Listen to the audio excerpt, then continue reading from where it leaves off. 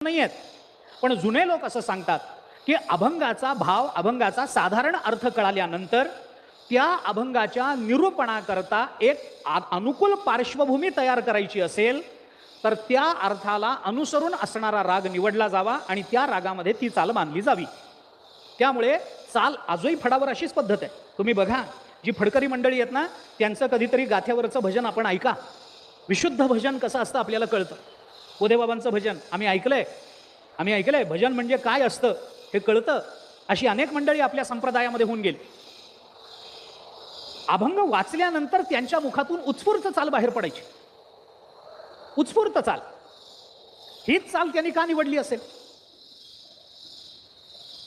कीर्तन सुरू व्हायच्या आधी टाळकरी चाल म्हणतात.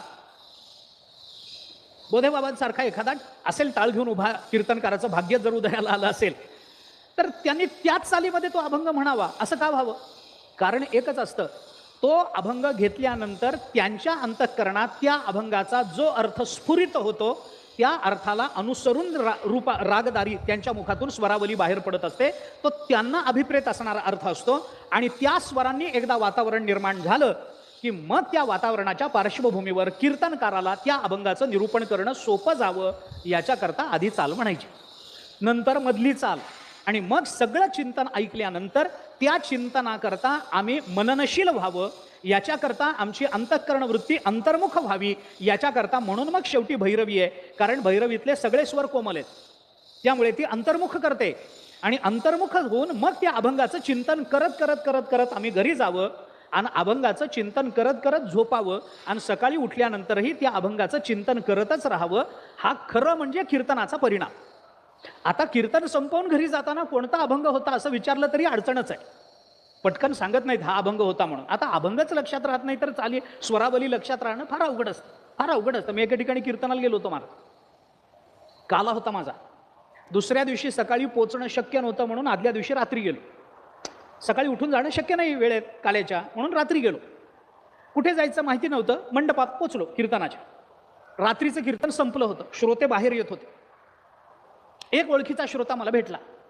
मी त्याला विचारलं कीर्तनाला? हो म्हटलं कीर्तनाला बसलो. म्हटलं कुणाचं होतं? नाव सांग. अमक्याचं कीर्तन. म्हटलं कसं झालं कीर्तन? म्हटलं महाराज काय सुंदर कीर्तन हो. आमच्या गावाने असं कीर्तन ऐकलं नाही आतापर्यंत. इतकं सुंदर कीर्तन झालं.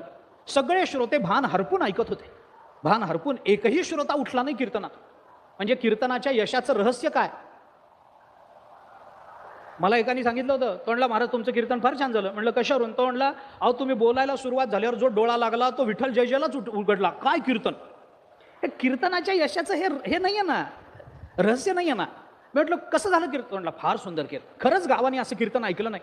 आम्ही त्यांना पुढच्या वर्षीची पण तारीख देऊन टाकली. महाराज फार सुंदर कीर्तन झालं. म्हटलं असं? बरं झालं. कुणाचं झालं? अमक्या महाराज.